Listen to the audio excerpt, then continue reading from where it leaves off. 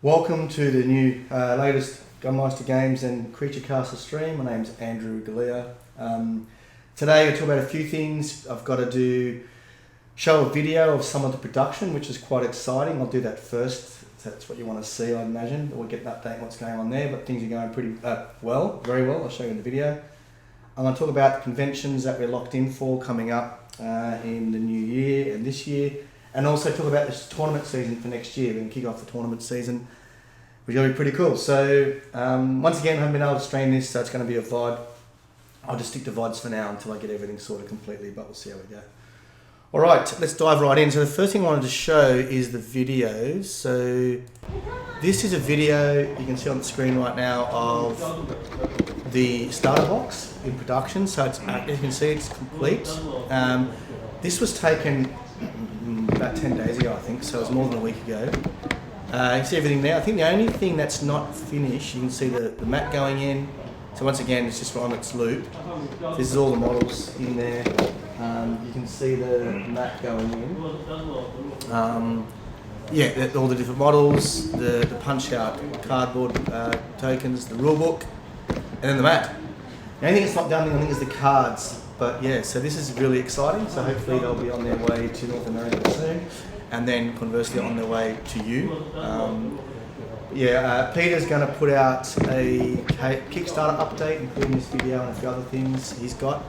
That's going to happen the next day or so. So I think at the moment it's Sunday afternoon in North America. It's Monday morning here in Australia. So in about 24 hours, I think you should have Monday North America time. A Kickstarter update should go out with this video and other things. So pretty good. As you know, the Gunmeister Games guys are kind of detached from the manufacturing so much, but the Creature Caster guys are all over it, and they're doing their best to get it out. And this video was so good to see, so that's great. So I'll just put that off for now. So that's the video. First thing I want to talk about is some of the conventions. There's been a lot of questions around what conventions we're locked into, what's going on. So I'm going to give an update on that at the moment. So if I just go to that one. This is the conventions that we've got. So we've got Warfare Weekends are locked, 4th or 6th of November 2022. A lot of people know about this. It's in a month's time. They've got a 3s and a 5s tournament. So there's a 3s beginners tournament, a 3s pro tournament, and then a 5s pro tournament on the next day. Full details up on the Warfare Weekend website. There will be a Creature Caster booth there selling Creature Caster models, but we're not selling Judgement models because we haven't shipped the KS. So you're able to pick up the demons that are in Judgement will be available, but they'll be Creature Caster. So you won't be able to buy any Judgement models officially from there. So we'll have a bunch of models there and dice and things that people can use if you want to play the game. But that's it. That's Warfare Weekend. Now, originally I was planning to go. Plans have changed. We've had a few circumstances change at my end that I can't go, unfortunately. But nothing else. Everything else is running like normal. The tournaments are running. Creature Caster will be there, as I said. Just that I won't be coming across for this one.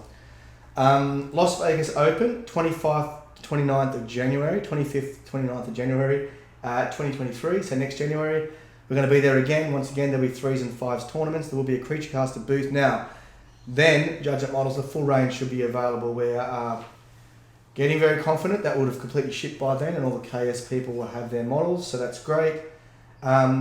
Now, at the Las Vegas Open, once again, Jeff and myself won't be going from Gunmeister Games. Creature Cast will be running all the tournaments again, but we will publish the tournament season rules for the whole tournament. So, effectively, the tournament season will go from Adepticon to Warfare Weekend each year, and then at the following LVO, we're going to have our Invitational. So, I'll talk about that in a minute, but that's when the tournament rules are going to be going on. So, I might as well talk about it now. So essentially what we're going to do is we're going to have Adepticon will always be the big start of our tournament season. We're going to be having, there'll always be big releases there as well. So there'll be tournament season kicking off, which is end of March, start of April, which is Adepticon. Then don't forget the 6 monthly patch lands in the middle of the year, end of June, start of July. So there'll be a few months on the existing patch in the tournament season. We'll patch in the middle of the season and then go through to Warfare Weekend at the end, towards the end of the year, November. So that's going to be our tournament season where you can accumulate points for different events. We'll have full rules to how this works. That's going to be published at LVO next year in January. So LVO next year in January, tournament season rules published, kicks off at Adepticon, goes through the Warfare Weekend. Now we don't want to have the tournament season going the whole 12 months. We want people to have months where there's no tournament points to be won and you can relax and try different things. But the LVO, the following year in 2024, will be our first invitational. There'll be massive prizes for this. It's going to be a big event, big prestigious event with an invitational only. There will be a last chance qualifier at LVO the day before, and then you'll go into the invitational at LVO the following day. Now, in terms of patches, so we patch every time, like in January, or end of December, before Christmas, we'll patch. And then we'll have the invitational in LVO, which will be the end of January. And then we'll kick off the season in Adepticon, patch again in July. So we patch in the middle of the tournament season, and that'll run through the Warfare Weekend, and then we'll patch again in November. So, end of December.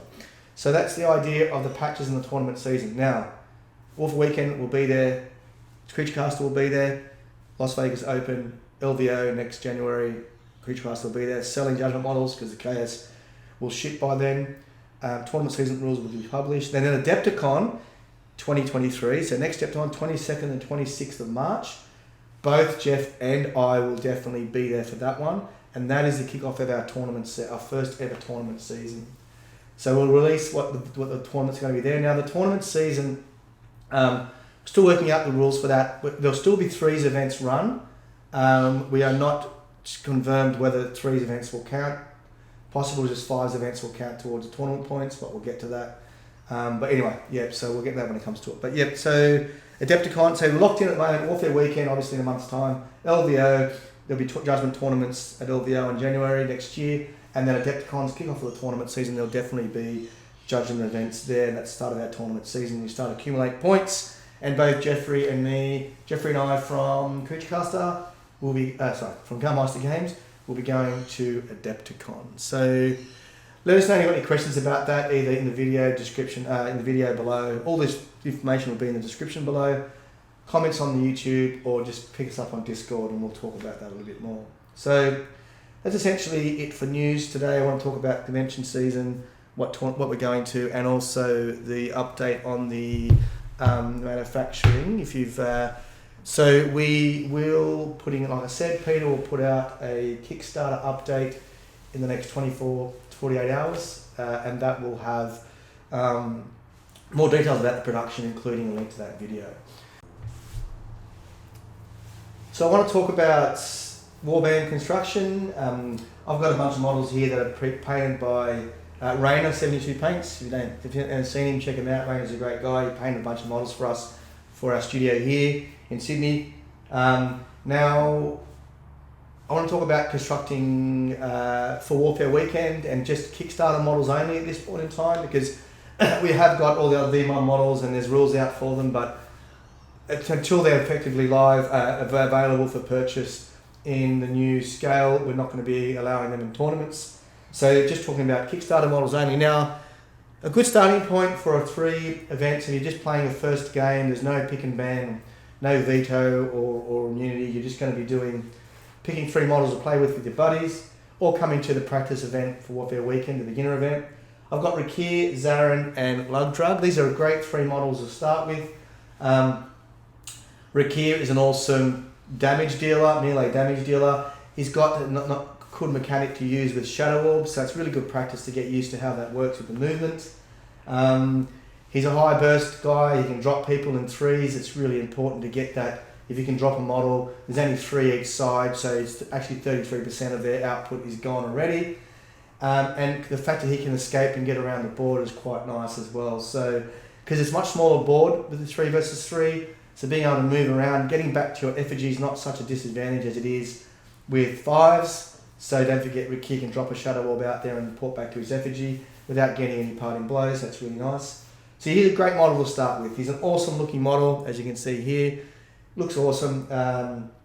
Great fun to play with. One of my favourite models in the game, and someone you can really get your head around. And he'll be good for you for a long, long time. Like, I still use him in my pro games or tournament games that I play, or league games. Really love Rakir. He's actually not too bad to use. He's got a fairly low skill cap at the start because he's kind of robust, but he's got a really high ceiling. There's a lot of intricate play with him. Now coupling him with Zarin is really good because Zarin also is a Shadow Orb user. Now Zarin can't actually port with them till level 3, but he can place them at level 1. So he can place a Shadow Orb. It gives you an awesome first turn Alpha Strike with him because you can put Zarin, activate Zarin first, put a Shadow Orb down, and then Rakir can port to that Shadow Orb and then charge. Amazing combo, really good to start with. And as I said, these aren't the most basic heroes to use, but you'll quickly get up to speed with them, and then you'll find that you're doing really well. It's a lot of fun. So Zarin's also a Soul Gazer, which means he can pick up souls. There's always soul picks, and in the 3s, they're already very accessible. You can get to them very easily because the board's so small. And of course, because he's a Soul Gazer, he can get up to level 3 a lot easier than most heroes, which means then he can start moving around with Shadow Orb. So if you do get him with 1 or 2 souls in the game, and you can then port out with him very easily to bait them back at your effigy, which is always a very smart thing to do. Zarin's got a nice kit. He's also a very good shot. He's on par with some of the actual ranged snipers and shooters with his range of his necrotic blast. So you get a lot of range as well. He's a very versatile model for 3s, Zarin. Highly recommend. Don't forget his leech ability as well, at level that he can cast to let his fellow or himself leech health while they're doing damage. To round out my first 3, recommendation is Lugdrug. Super tanky model, has a lot of, once again, one that's very forgiving for new players, but he's got a high skill cap once you start learning how to use his energy tokens and jumping them around. Unlike other defenders, he can only defend 1 model, but in 3s it's not such a disadvantage because there's only 2 models to choose from. Very good to couple him with Zarin early on because he keeps your Soul Gazer nice and safe. He can just hang around him and be helping to help Zarin pick up souls by Soul Gazing, protecting him, all that kind of thing. And then of course you let Rakir go off and do your damage and then port back to them to Zarin to put a Shadow Orb down for Rakir whenever you need it. Lugdrug's amazing in 3 versus 3. So, yep, also great model. I love myself some Orcs. So that's a great thing to start with. Now, as soon as you're playing some practice games, you're very quickly going to want to get to using Veto or Immunity, and which means you need to add 2 models to it. So I'm going to talk about that a bit now. Just playing 3 models, bringing it's great fun, great way to learn. What I do recommend as quickly as you can, get to the point where you are playing pick and ban. It enhances the game a lot. It's how the game was designed to be played. So it makes it a lot more fair for both players, and mixes up your games a lot as well because you're not always using the same things and you don't know which model your opponent is going to ban.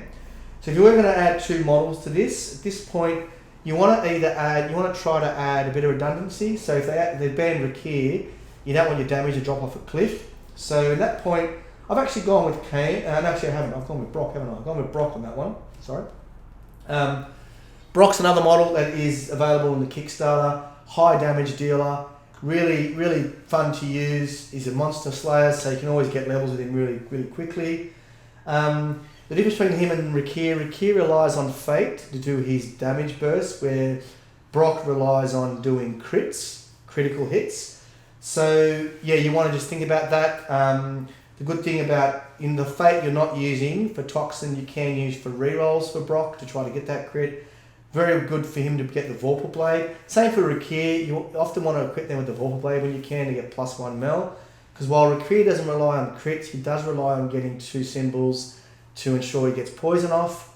So that's great. If you're playing against a lot of res, I'd actually recommend the Armor Shredder for Rakir because it won't give you more dice, but it gives you a lot better chance of doing damage.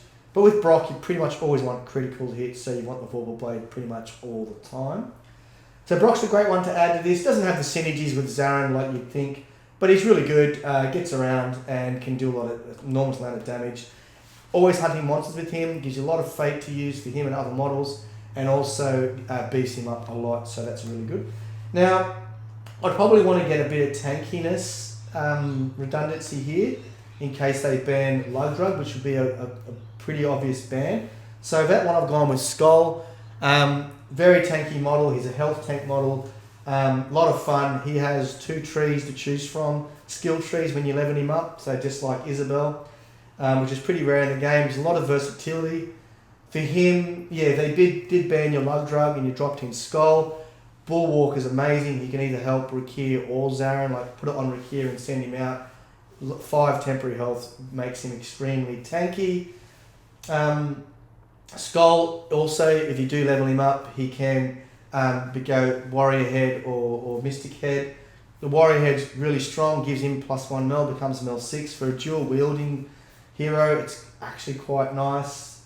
Yeah, he's really good. Couples well with Rakir's poison, because poison will drop their agi down, which will actually like give him an extra dice as well for Skull. So if you've got a poisoned low agi model, Skull can do an awesome amount of damage, particularly level 2 if he's got mel 6.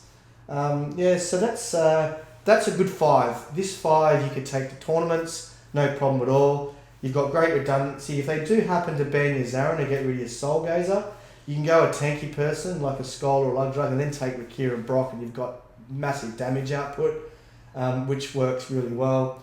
If they did ban your Rakir, you take Brock. If they did ban your Lug Drug, you take Skull, Zarin and Rakir, and you've got a great combination as well. So can't go wrong with that 5. Very robust, very sturdy. Comes in the starter box. So yeah, that's a great models. I'd probably play Krognar with this one. I haven't talked about gods yet. Lug Drug, Rakir, and Zarin are all Krognar, so that's great. I think from memory, Skull is as well. Brock's not, but it's not a big deal. Yeah, you know, if you've got 2 other models that are Krognar, it's well worth it. And don't forget, Zarin is actually the avatar, so he becomes a Shadow Orb when you call your effigy power. So if you've got Rakir in there, Zarin's automatically a Shadow Orb wherever he is on the board. It's really good, really amazing. So yeah, and you can't, don't forget, you can equip Skull and Lug Drug with the Shadow Orb item if you wanted to as well, but you don't have to. So that's cool. Now, just say you've been playing for a while, you've mastered 3s and you want to try 5s. This is another thing I highly recommend. The 5s game is a much more diverse game, a lot of fun, a lot more tactics involved, bigger boards, more monsters, more soul pits, a lot more to learn, a lot more diversity, and there's a lot more opportunity to come back in 5s as there is for 3s. 3s is a great game to learn the game, you know, churn out some quick games, but I recommend you get the 5s as quick as you can, because it's really when the game starts to hum. Once again, the game was designed as a 5s versus 5. Now, play and just bring 5 with your mates, no pick and ban. I'd bring this at 5s. I definitely recommend at that point, because you must have enough experience playing Judgement. You go straight into using either veto or immunity. Personally, I recommend veto is a lot of fun, and it is a lot more challenging to do warbands with veto, not knowing which model you're going to have, where with immunity you always know you're going to have one. Based on the pros and cons, but prepare yourself for veto, because if your opponent can ban any of your models, you need to be on your toes. Now when I go from a solid 5 base like this, I want to look at adding 2 models to do pick and ban with 7, to have to bring 7 to the table for a tournament. I want to start adding a fair bit of utility. I don't have a lot of range in this, I only have Zarin, so if he's banned, you're pretty much all melee here. Lug Drug's got a very low range gun that can be effective, but it's not, you know, it's not something you'll do all the time. So I've picked 2 models here to add. I've actually added Kane. Now Kane is another really versatile model, has a good melee attack as well as his magic attack. With his blood magic, he can do a lot of damage, but he is hurting himself, so he works really well with Skull, because Skull's temporary health can be used to enhance Kane's damage output. Yeah, he's very good for the items, this guy. I recommend that you get him the boots of the boots of stability. So it gives him an immune to the first knockdown each round, but it also gives him regen too. He works really good with regen, because he's always cutting himself to do damage, so regen works really well. So good versatile model, you know, he can fit into that. He can replace Zarin in the warband, or he can replace one of the aggressors in the warband. Yeah, I'm a big fan of Kane, so definitely try him out if you haven't. He's a lot of fun to play. Now I'm also adding another demon for my 7th model, just adding a pure ranged guy. Ashel is got a huge range in the game. Really likes being protected, so he's a great advocate for having lug drug. And yeah, if you just want to mix it up a bit, a good 5 from this. Just say they banned one of your aggressors and banned Zarin, then you can drop these 2 in, and your damage output will stay really high. Being demons have got a little bit of synergy together as well, and when they die, if you wanted to, you take advantage of that. But yeah, a lot of fun. So good 7 models, great versatility. They look great on the board. I highly recommend trying this. And the beauty of Judgement, you're not locked into any models. You can mix these around, try different guides if you want to. Don't always get hooked up on making sure you're using champions of a single god. You don't always have to do that. It's always good to have models it's better to have models that synergize with your strategy and what you want to do in the other models than worrying about the gods. And don't forget, any hero, regardless they're a champion or not, still get the Warband bonus. They just don't get the effigy power bonus. So, you've got things like Krognar where single action recalls, that benefits everybody in the game. So don't worry about that too much. So yeah, that's my take on just starting out and thinking up some models. Let me know what you think. We'll have models like this at Warfare Weekends. If you don't own them, you can always borrow them off the Creaturecaster booth and try them out. There are lots of people to show you how to play, so make sure at Warfare Weekend, if you are there, to drop by the booth and come and check out what's going on with Judgement. That's a wrap for me. Thanks for joining. Like I said, I'm going to probably stop trying to stream for a little while until I've completely sorted out what's going on. I have got a big internet connection coming in, but it hasn't landed yet, and it's a bit of a punish, but hopefully you enjoy the VOD anyway. Doing these every month. I'll be back at the start of next month with another one. Hopefully by then with some very good news what's going on with the KS. But as I said at the start of the video, I showed the video of the starter box and it looked amazing, so pretty excited. Hopefully they'll be shipping soon. Look out for Peter from Creaturecaster's update coming in the next 24 to 48 hours. And check out our Discord community. It's very vibrant. We're running monthly leagues all the time. It's a lot of fun. You can catch up with me and Jeff very easily on Discord. So check that out and come and chat to us and let us know what you think. What you think of my tactics with this Warband. And I'll catch you guys next month. Peace out.